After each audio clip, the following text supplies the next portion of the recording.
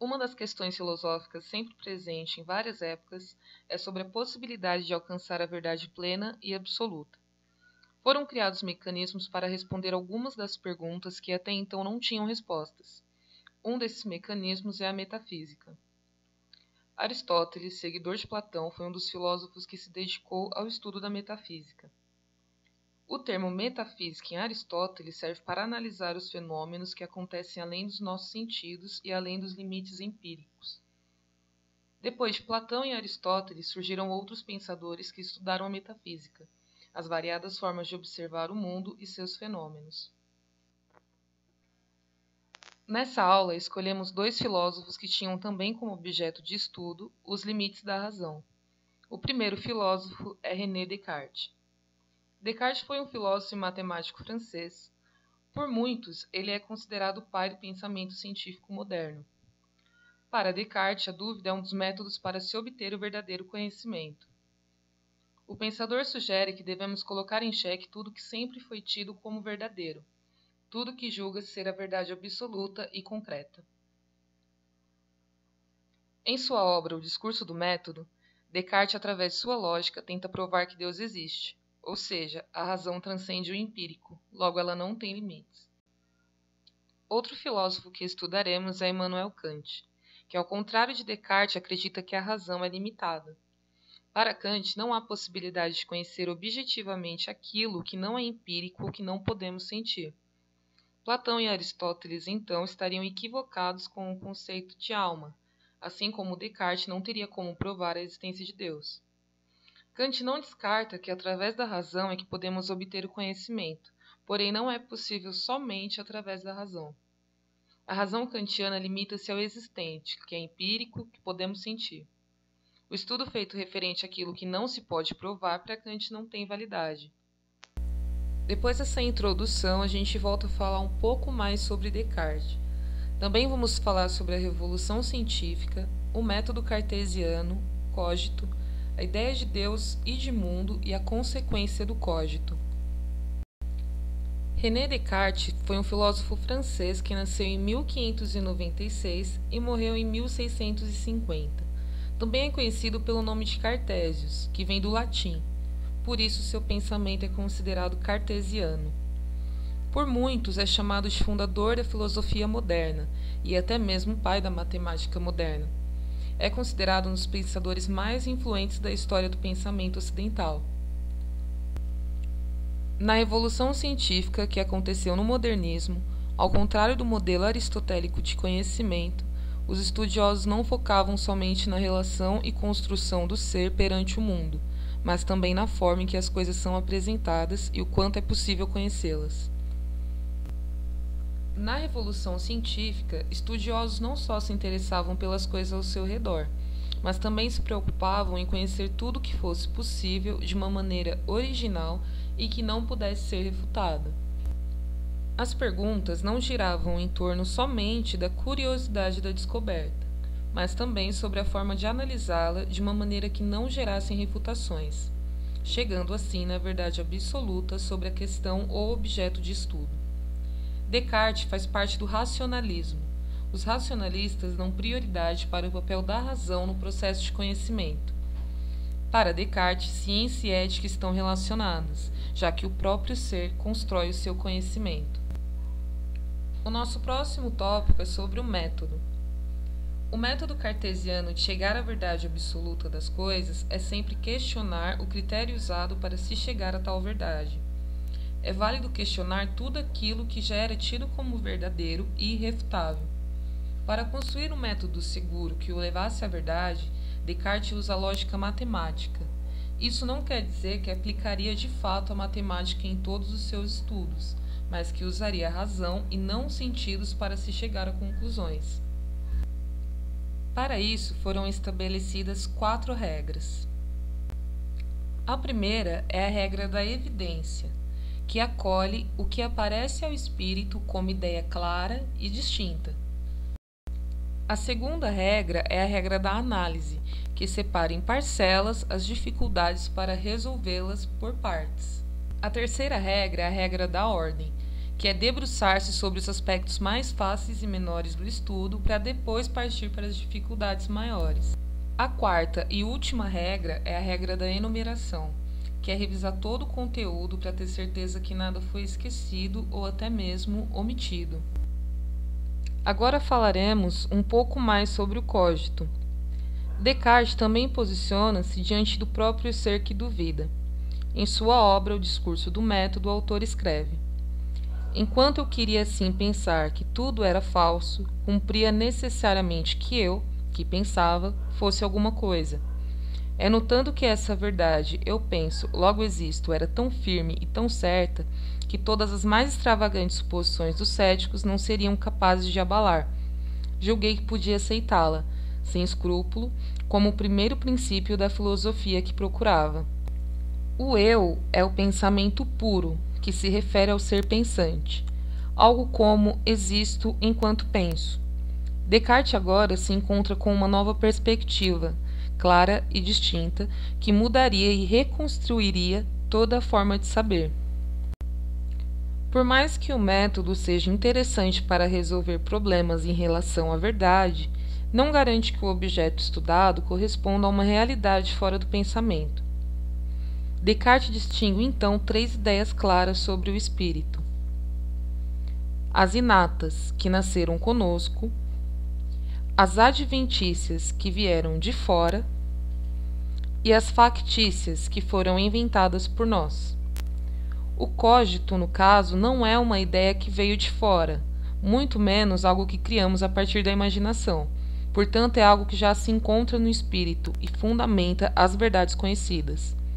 Não é incomum escutar a expressão cogito ergo sum para se tratar da ideia de penso, logo existo. Na época de Descartes, era comum entre os intelectuais expressões em latim. O logo não deve ser entendido como uma expressão conclusiva. Para Descartes, é uma intuição pura que faz o ser pensante ser percebido. Uma das ideias inatas para Descartes é que se refere a Deus.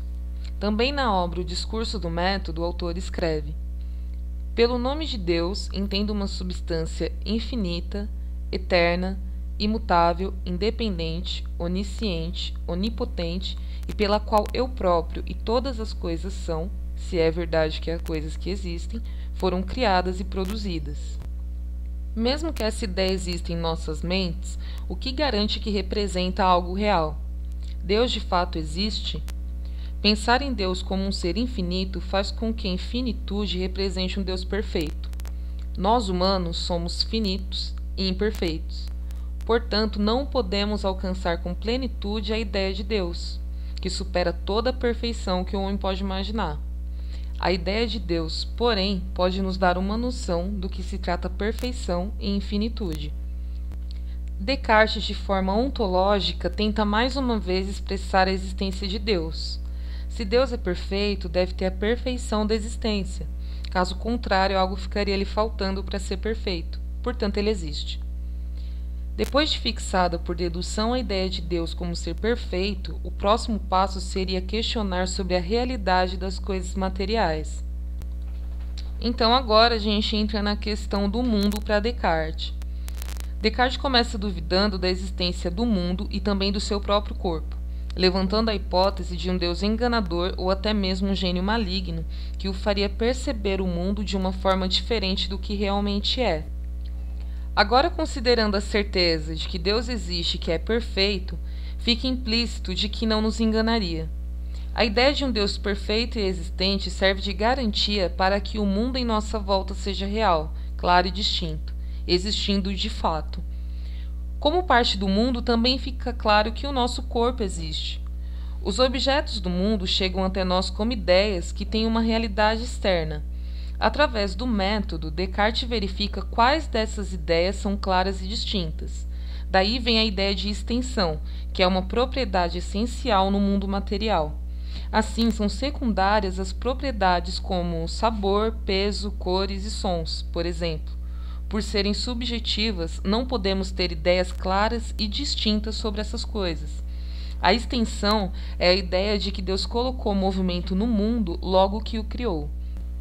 Antes de partir para o nosso próximo pensador, a gente vai falar sobre as consequências do cogito.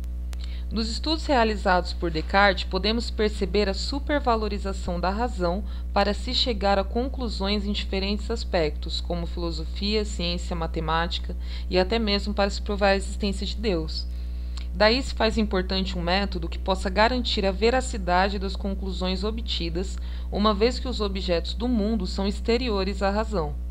Uma outra consequência do cogito é o dualismo psicofísico, segundo o qual o ser humano é um ser duplo que é composto por substância extensa e substância pensante. Descartes mostra certa dificuldade para conciliar as duas substâncias. O corpo é uma unidade fisiológica, depende das condições de sobrevivência para manter-se, portanto está sempre suscetível à natureza, espaço e dimensão. Já a mente, com as suas funções de pensar, recordar, raciocinar e assim por diante, não tem extensão no espaço e nem em sua localização, não se submete às leis da física, portanto, a mente é livre. Descartes foi um dos mais notórios pensadores ao tratar da razão como forma mais eficaz para se chegar à verdade. Seu legado instigou outros pensadores a tratar do assunto, suas particularidades e até mesmo contradições. Com um ponto de vista diferente de Descartes, mas que mesmo assim não exclui a importância da razão, o nosso próximo pensador é Immanuel Kant. Nessa parte a gente vai conhecer um pouco sobre Kant, vamos falar também sobre o iluminismo, vamos falar sobre o criticismo kantiano, sensibilidade e entendimento, razão e metafísica e sobre a herança kantiana. Immanuel Kant foi um filósofo alemão que nasceu em 1724 e morreu em 1804. Kant era considerado uma pessoa muito religiosa e metódica. Dedicou sua vida ao aprendizado e um dos seus maiores interesses de estudo era justamente a razão. Kant é considerado um dos maiores, se não o maior pensador do iluminismo. Em suas obras, Kant examinou as possibilidades e limites da razão. Em sua obra A Crítica da Razão Pura, Kant indaga sobre o que podemos conhecer. Na Crítica da Razão Prática, questiona a moral e a questão que norteia é o que devemos fazer. Na Crítica da Faculdade do Juízo, a investigação gira em torno da estética, distinguindo o belo do agradável e do útil. Kant defende a autonomia moral do sujeito, a liberdade de pensamento e paz perpétua, que, inclusive, é o nome de um dos textos escrito por ele. Nosso próximo tópico é sobre o iluminismo. O século XVIII é conhecido por ser a época do iluminismo, o século das luzes. Trata-se do otimismo para reorganizar o mundo através da luz, através da razão. O iluminismo também teve influência da Revolução Científica. Mais tarde, a ciência seria responsável pelo aperfeiçoamento da tecnologia, provocando no ser humano o desejo de conhecer melhor a natureza, mas não só como objeto de estudo e conhecimento, mas sim para dominá-la. Finalmente, a natureza passou a ser desvinculada da religião. Não possuía mais controle externo, então agora somos capazes de procurar respostas objetivas, lógicas e racionais sem sofrer pressão da Igreja. O uso da razão sem influência externa não ficou somente nos saberes que se referem à natureza, estende-se também para o aspecto moral, político, econômico e até mesmo para o aspecto religioso. O iluminismo teve maiores influências na Europa, principalmente na Inglaterra, França e Alemanha. O nosso próximo tópico é sobre o criticismo. Na época de Kant, no século XVIII, a ciência de Newton já estava instalada e constituída. Portanto, as questões relacionadas ao conhecimento giravam em torno das controvérsias entre os racionalistas e os empiristas. Kant, em sua obra A Crítica da Razão Pura, muda todo o rumo dessa discussão. Diante da pergunta qual é o verdadeiro valor dos nossos conhecimentos e o que é conhecimento, Kant coloca a razão em um tribunal para especificar o que pode ser conhecido legitimamente, Por isso, sua filosofia é considerada a filosofia do criticismo. Mudando de assunto agora para a questão de sensibilidade e entendimento, para Kant, o conhecimento é algo que recebemos de fora, a partir da experiência, e também daquilo que nasce com a gente anterior a qualquer experiência. O conhecimento é algo que está conosco e que também é construído. O que vem de fora é matéria do conhecimento. Nesse caso, ele concorda com os empiristas.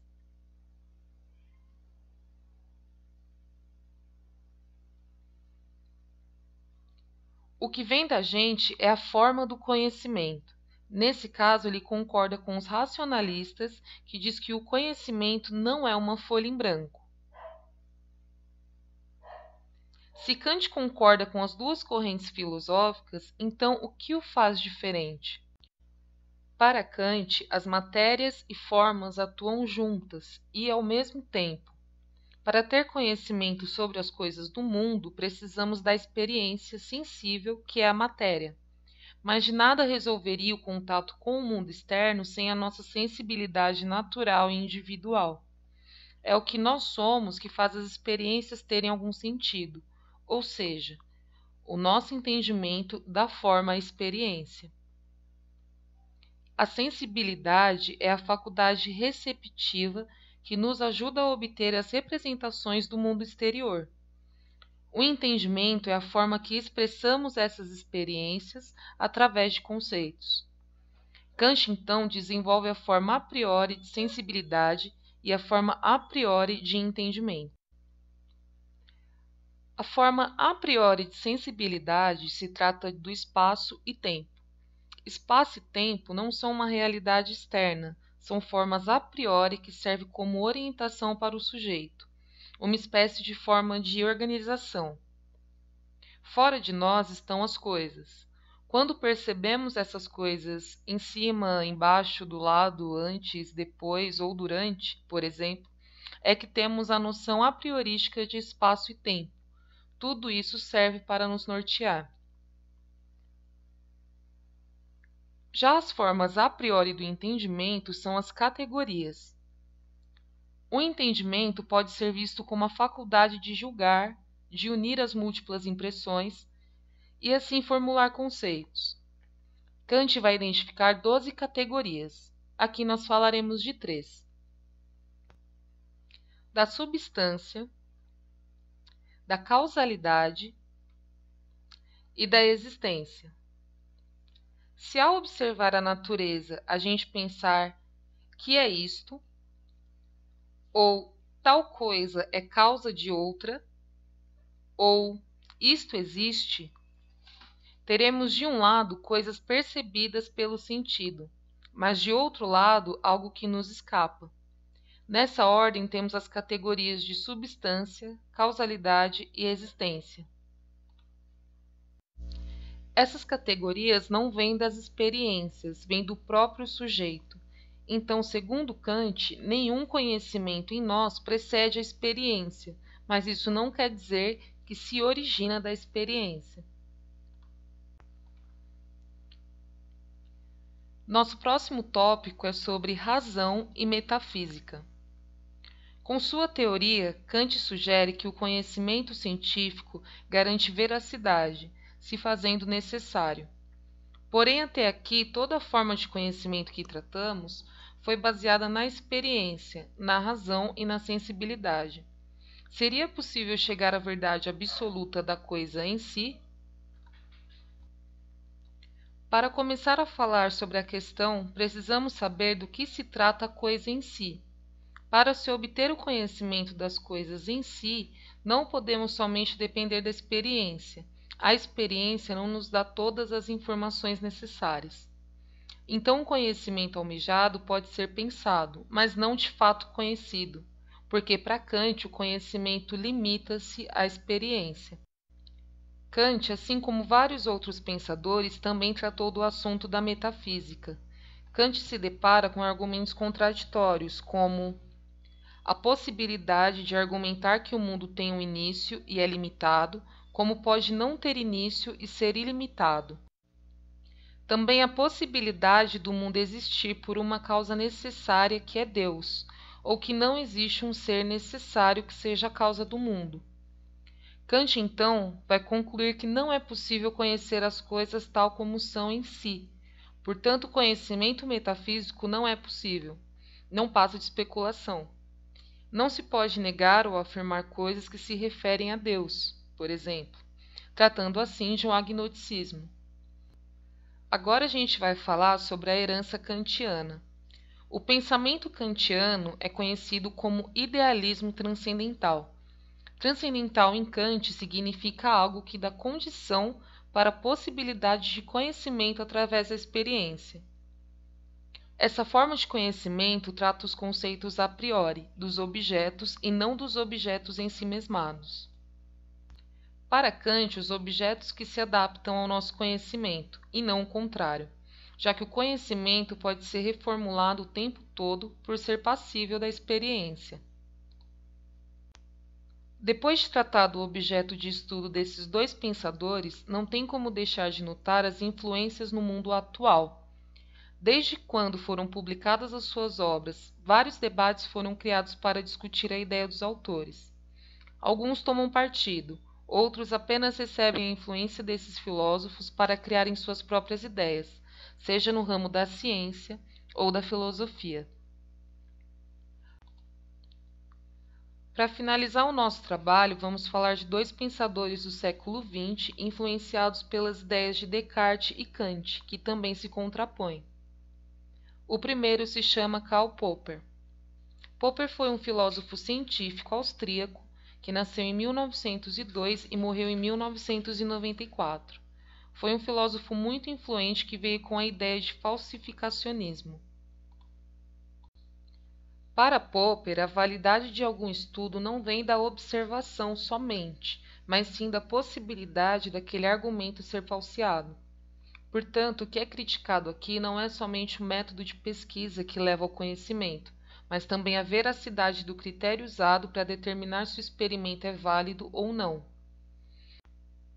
Falsear uma teoria não é somente pelo prazer de descobrir se a teoria é verdadeira ou não.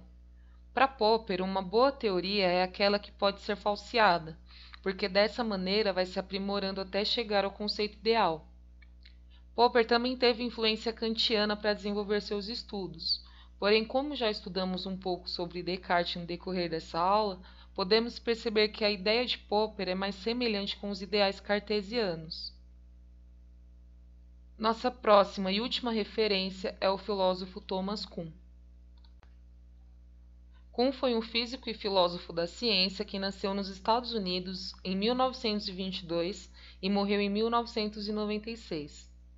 Para Kuhn, a ciência é uma atividade racional e humana, portanto é influenciada por problemas de natureza humana, mesmo que em suas formas variadas. A ciência pode sofrer influências da política, cultura, religião, economia, linguísticas e sociais dos seres humanos. Em Kuhn, podemos encontrar com mais clareza a influência de pensamento kantiano. Para Kuhn, existem vários fatores que fazem a experiência ser válida ou não. Kuhn acredita que os resultados científicos sofrem com fatores éticos, já que têm influência de questões culturais e de interesses pessoais passíveis de interpretação que podem alterar a eficácia do experimento.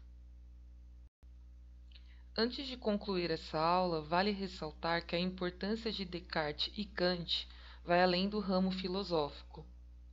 Descartes, com sua obra O Discurso do Método, foi capaz de quebrar paradigmas da sua época simplesmente pelo fato de questionar tudo o que fosse de seu interesse. Hoje em dia, não existe dificuldade em especular sobre a possibilidade da não existência de Deus, ou questionar a sua onipotência.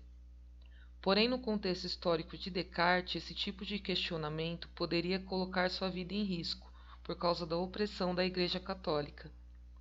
Além de filósofo, Descartes também era um excelente matemático, que obteve os devidos reconhecimentos também nessa área. Kant, por sua vez, também é um nome importante até hoje, não só na filosofia, mas também no direito, por exemplo, por tratar do assunto referente à moral e ética. Mesmo que sua época não tenha sido tão oprimida pela Igreja como na época de Descartes, sugerir que não há possibilidade para saber se Deus existe ou não seria algo muito desafiador. Inclusive, o autor afirma que teve que suprimir o saber para dar espaço para a fé. Finalizando assim o nosso trabalho, responderemos à questão do começo dessa aula. Existem limites para a razão? Depois de estudar Descartes e Kant, não tem como responder essa pergunta sem ser de forma partidária.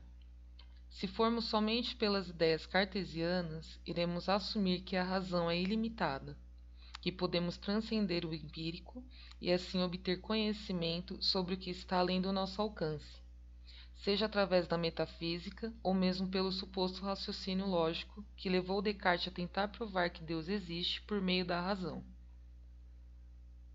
Se optarmos por seguir os ideais kantianos, diríamos que a razão limita-se à experiência empírica, portanto aqui não existe a possibilidade de metafísica. Concordando ou não, as ideias dos dois autores permanecem vivas e são aplicadas até hoje. Portanto, não será necessário de fato responder a pergunta de forma pessoal e objetiva. As duas ideias são válidas, os dois pensadores têm a sua importância e relevância para a filosofia.